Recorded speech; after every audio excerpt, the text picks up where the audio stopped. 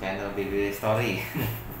Oke, kali ini punya kesempatan nih dengan salah satu teman yang kebetulan kemarin dapat musibah, kena paparan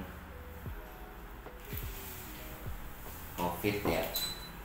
Nah, kebetulan teman juga hampir tiap hari berangkat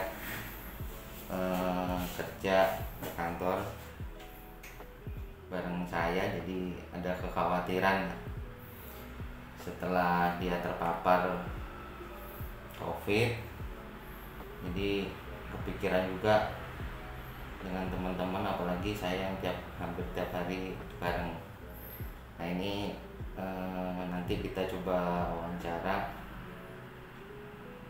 selama kena paparan sampai hari ini sudah pulih, pengalamannya seperti apa di keluarga atau di lingkungan.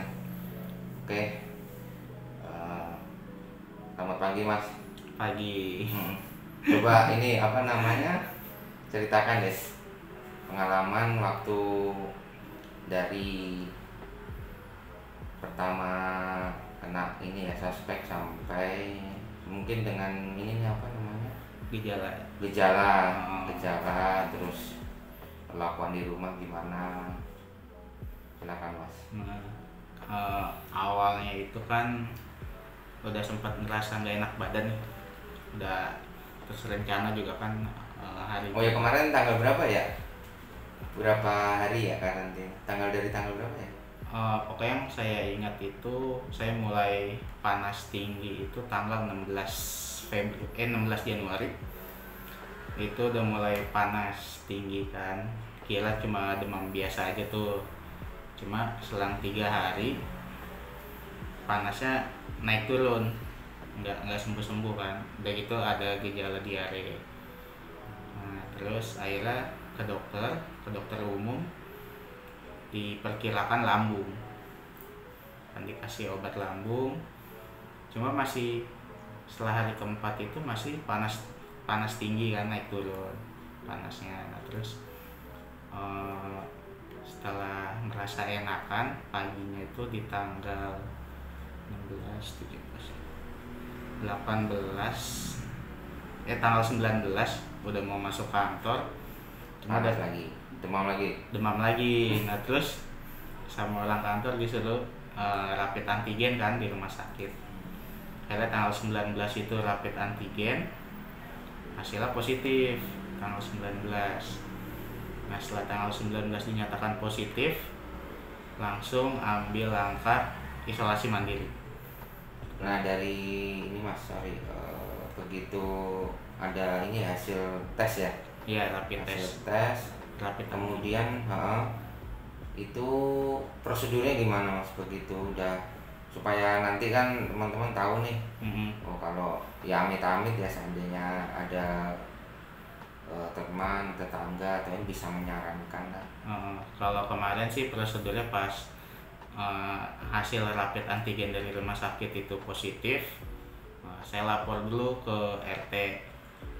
Nah, dari RT itu dia nyampaikan ke Satgas Covid RW. Nah, setelah itu kata Pak RT-nya ya udah isolasi mandiri dulu, nanti dikabarin nih sama pihak Satgas Covid RW-nya gimana. Nah, terus saya langsung tanggal 19 itu langsung isolasi mandiri kan di kamar belakang. Semuanya langsung disiapin, kayak alat makannya dipisahin sendiri, terus pakai masker di ruangan. Anak juga kan nanyain kemana, awalnya dibilangnya kerja karena kan takutnya nangis gitu kan. Kebetulan punya ini ya, anak iya, berapa? 2,5 tahun. Iya, mungkin lagi ini bawel-bawelnya, iya, cari apanya gitu, sering ya. nyariin nah gitu kan. Ya akhirnya setelah semuanya dipersiapkan, itu masih belum tahu nih obat-obatannya tuh apa. Akhirnya pas tanggal 20 dihubungilah sama Satgas RW tuh, katanya disuruh swab PCR di puskesmas. Katanya langsung datang aja, tinggal tunjukin hasil rapid antigen yang dari rumah sakit. Oh. Terus datanglah ke puskesmas. dikasih lihat, kata orang puskesmasnya ini kan masih antigen. Antigen itu belum pasti, jadi disuruh PCR kan. Nah, pas PCR itu tanggal 20, nunggu hasilnya itu 3 hari. Jadi tanggal 23 hasilnya baru keluar. Nah, pas saat ngambil deg-degan gitu kan. Soalnya panasnya masih naik turun itu. Masih naik turun, terus masih diare. Cuma gejalanya baru itu doang. Baru sama diare, panasnya naik turun. Diare sehari berapa kali tuh? Sehari bisa 5 kali, Mas. Habis tuh. Lemes sih. Tuh isinya air tuh. Cair, pokoknya cair, cuma warnanya itu agak kecoklatan pekat gitu lah. Pokoknya beda dari yang biasa. Dengan diare biasa beda ya? Beda gitu kan. Nah, terus pas ngambil hasil ke puskesmas, dilihat hasilnya juga positif. Cuma di situ nggak ada city value-nya, nggak ada. City value-nya ya kan. Cuma dinyatakan positif. Nah, langsung hari itu juga di tanggal 23, satu keluarga di rumah tuh langsung disuruh swab juga, swab PCR. PCR semua. Sampai yang itu bayinya juga. Ya, sampai anak saya juga ikut PCR kan di Rejang. Gitu kan. Udah. Nah, terus nunggu 3 hari, di tanggal 26 hasilnya keluar. Alhamdulillah tuh di keluarga nggak ada, cuma saya doang sendiri. Nah, ini antik juga ya, maksudnya ya syukur yang lain nggak ini ya. Soalnya khawatirnya kan paparannya kan cepet ya. Iya, makanya itu. Nah, terus pokoknya selama terpapar itu gejalanya ya biasa sih, kayak gejala umum kan, panas dingin itu masih naik turun, panas itu masih naik turun. Terus mulailah di tanggal 23 itu hasil keluar, di tanggal 24 itu mulai indera penciuman tuh kurang. Gitu. Nyesek nggak? Kalau sesek sih alhamdulillah enggak. Cuma pas di tanggal 23 kan indera penciuman tuh mulai hilang tuh. Nah, saya kaget tuh, nggak bisa nyium bau-bau yang soft kayak bau sabun, bau sampo itu nggak bisa. Gitu kan. Orang masak itu nggak kecium gitu. Oh gitu. Ya, itu udah mulai curiga, wah kayaknya benar gitu kan. Terus mandi, keluar kamar mandi gimana? Disemprot dulu ya? Iya, pokoknya selama isolasi mandiri itu semua yang saya pegang di luar kamar isolasi pas langsung disemprot disinfektan. Nah, pokoknya ke kamar mandi pun paling belakangan nunggu yang lain selesai. Iya. Gitu. Syukur-syukur nggak kebelet duluan ya. Itu dia. Makanya paling ya gitu sih. Seringnya. Nah, terus kan disuruh banyak minum tuh dari puskesmas pas hasil keluar.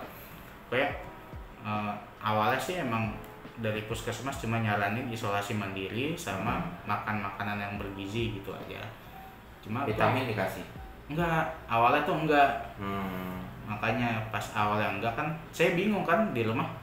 Wah, gimana nih isolasi mandiri? Saya browsing kan.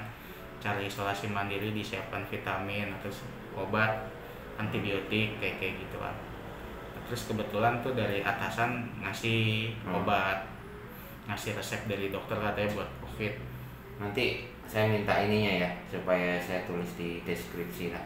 Jadi kira-kira itu apa obat atau vitamin yang kira-kira bisa membantu untuk isolasi mandiri gitu. Iya, boleh nanti dikasih deh.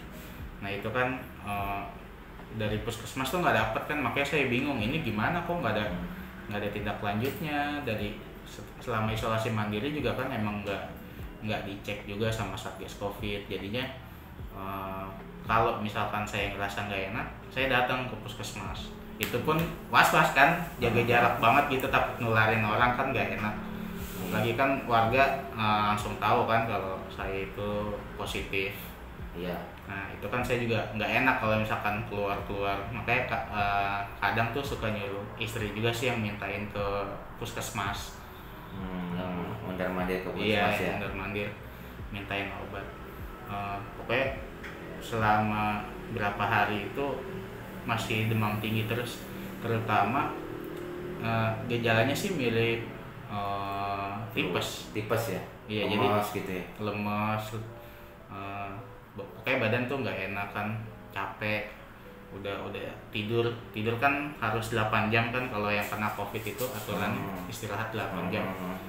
Setelah bangun pun masih ngerasa capek ya badan tuh. Emang benar, browsing kan gitu gejalanya.